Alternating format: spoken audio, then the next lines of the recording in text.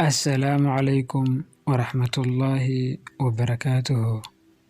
Barnaamijkan oo aan ugu magac darnay 5 shay ka baro YouTuber ka mid ah YouTuberada Soomaaliya, waxaan qaybtiisa koowaad ku soo qaadan doonaa lamaanaha Cimraan iyo Baarliin. Lamaanahan oo leh channel lagu magacaabo Laakaha Media, 5 shay ugu muhiimsan oo laga baran karo ama looga dayan karo waxa ay kala yihiin. Qodobka koowaad, carruurtooda kuma soo bandhigaan social media. Lamaanaha waxa ay leeyihiin carruur, ma huba tiradoodu inta ay tahay, laakiin waxaan hubaa inaysan marna ka soo muuqan social media. Sababtu maxay tahay? Waa jeclaan lahayn inay nooga jawaabaan ayagu, laakiin waa haddii uu gaaro muuqaalkan. Annaga ahaan sida ugu macquulsan ee fikirkeennuna siin karo waa in ay carruurtooda kala baqeen isha ku dhici karto. Lamaanahan waxaa daawada ama ku xiran dad badan. Dadkaas waxaa ku jiri karo lamaane aan haysan carruur, kuwaas oo jeclaan lahaa inay helaan. Waxaana dhici karta in ay la helaan isha maadaama uu Nabigeenu sallallahu calayhi wasallam inoo sheegay in ishu ay tahay xaq dhici karo. أكثر من يموت في هذه الأمة من العين. يقول صلى الله عليه وسلم: لو كان شيئا يسبق القدر لسبقته العين. رسالة إلى كل من يصور أطفاله، رسالة إلى كل من يصور طعامه، رسالة إلى كل من يصور أمواله وسفره ويتباهى. يقول صلى الله عليه وسلم: أكثر من يموت من أمتي بعد قضاء الله وقدره بالعين. فأحذروا من عيون الناس، فهناك أعين لا تذكر الله. اللهم أبطل عينا معجبة نظرت وما بركت. اللهم أبطل أثر عين معجبة نظرت وما ذكرت، أو حاسدة تتمنى زوال النعم أصابتهم في جمعة رجال أو نساء. اللهم أبطل أثر عين أصابت عقلا فبلدت، أو أصابت علما فضيعت. Waxaan wada dareemi karnaa ama aan xaqiiq u haynaa in lamaanayaal Soomaaliyeed ay ubadkooda ku waayeen sabab la xiriirta social mediaha. Dad badan ayaa aaminsan in ishu tahay khuraafaad, laakiin Nabigeena sallallahu calayhi wasallam waxa uu inoo sheegay in ishu ay tahay xaq haddii uusan jiri lahayn qadartu ay adduunka ugu dheerayn lahayd ishu. Waxaan jeclaan lahayn in lamaanahan ay si faahfaahsan uga jawaabaan haddii ay arkaan muuqaalkan. Lambar 2, waxay ilaaliyaan dareenka asxaabtooda. Qodobkan waa muhiim. Waxaan kala jeedaa waxaa jira lamaanayaal Soomaaliyeed oo markii ay hor fadhiistaan channelkooda ama ay hor fadhiyaan asxaabtooda dhexdooda isdhunkada ama istaabtaabta, taas oo aan ku fiicnayn anshax ahaan iyo diin ahaan. Waxaa laga yaabaa lamaanahaas inay sidaas u arkaan romantic, laakiin ma oga in aysan ka fikirin dareenka asxaabtooda. Haddaba lamaanahan Cimraan iyo Baarliin waxay ilaaliyaan anshaxa social mediaha ee dhaqanka suuban ee Soomaaliyeed. Markii ay wax soo jeedinayaan, waxay u soo jeediyaan si laba qof oo ajaanib kala ah. Qodobkan waa qodobka labaad oo mudan in looga daydo lamaanahan ayna raacaan lamaanayaasha Soomaaliyeed meel walba oo ay joogaan.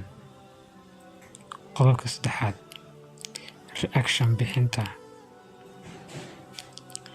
Lamaanahan markii ay bixinayaan reaction, waxay u bixiyaan qaab asluubaysan oo aan cidna loo gafaynin. Tusaale, markii ay social media ku arkaan qof wax xun samaynaya, ma aflagaadeeyaan ee waa ay wax u sheegaan. Waxay reaction uga bixiyaan qaab laga dheehan karo u nasteexaynta qofkan walaalkood ah ama walaashood ah. Ma jiro YouTuber ayaga aflagaadeeyey ama ay isqabteen, sababtoo ah marka horeba uma muujiyaan youtuberska kale in ay ayagu wax dheer yihiin. 4. Asxaab jacayl. Waxay asxaabtooda u muujiyaan jacayl iyo soo dhoweyn. Youtubers badan oo Soomaaliyeed uma muujiyaan asxaabtooda jacayl, mana aaminsana in ay ayaga wax ku yihiin. Tusaale, asxaab jacaylka waxaa ka mid ah in aan been loo sheegin asxaabtaada. Beentaas oo noqon karta 2 qaybood midood, ama 2 qaybood oo isla socdo. Kan koowaad waa adeegsiga ciwaan been ah si dad badan ay ku daawadaan. Qodobkan waxaan kala jeedaa dad badan waxa ay adeegsadaan ciwaan aad kuu soo jeedinaya, aadna markiiba aad galaysid ciwaankaasi, laakiin aad ugu tegaysid ciwaanka wax ka duwan ama wax aan sidaas muhiim u sii ahayn. Sidoo kale qodobka labaad waa adeegsiga thumbnail been ah si aad u hesho views badan. Ayaguna way jiraan youtubers Soomaaliyeed oo adeegsada thumbnail been ah. Thumbnailka markii aad gashidna xog ka duwan xogta aad thumbnailka ka rajaynaysayna ay kaaga soo baxdo. Sidaas darteed lamaanahan marna ma adeegsadaan wax been ah maadaama ay jecel yihiin ayaga asxaabtooda.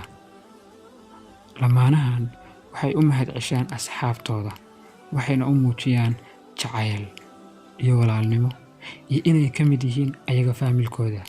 Taas ayaan dhihi karnaa waa jacayl ay u qabaan asxaabtooda ama ay u muujiyaan jacayl. Qodobka 5, farxadda iyo jacaylka. Farxadda lamaanahan waaba aasaaska noloshooda. Waxaa laga yaabaa inay jiraan youtubers Soomaaliyeed oo inta badan ku soo gala xanaaq iyo buuq, ugana baxa xanaaq iyo buuq. Laakiin lamaanahan waxay ku soo galaan farxad iyo jacayl, waxayna uga baxaan farxad iyo jacayl, taasoo u abuurtay inay helaan asxaab badan oo jecel ayaga farxadooda iyo jacaylkooda. Waxay ka badnaan karaan 5 qodob inta aan ku soo koobay, laakiin waa 5 ugu muhiimsan. Asxaabta dhammaan waa ku mahadsantihiin daawashadiina. Waxaan idin rajaynayaa inaad ku noolaataan caafimaad iyo barwaaqo. Waxaan idinkaga tegayaa sidaas iyo nabadgelyo.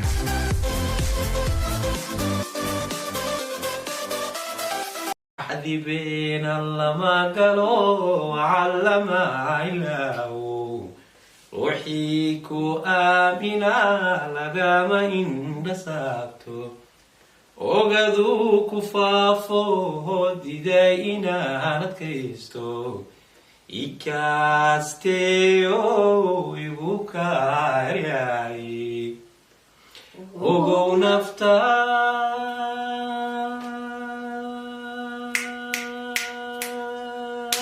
kuman adige